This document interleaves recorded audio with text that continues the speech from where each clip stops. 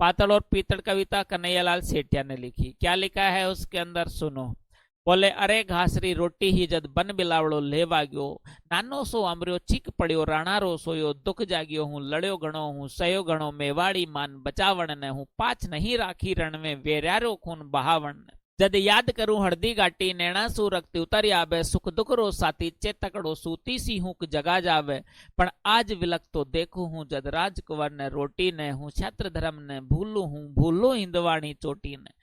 पहला में 56 भोग चका मनवार बना करता कोनी, सोनेरी थाळ्या नीलम रे बाजोट बण्या धरता कोनी, ए आय झका धरता पगल्या फूलेरी कवड़ी सेजा पर, वे आज रुड़े भूखा तिसिया हिंदवाण सूरज टावर। आ सोच हुई दो टूट तड़क राणारी भीम बजर छाती, आंख्या में आंसू भर बोलियो मैं लिखस्यू अकबर ने पाती, पण लिखू किया जद देखे है आडावड़ कुतो हियो लिया, चित्तौड़ खड़ो है मगरा में विकराल भूत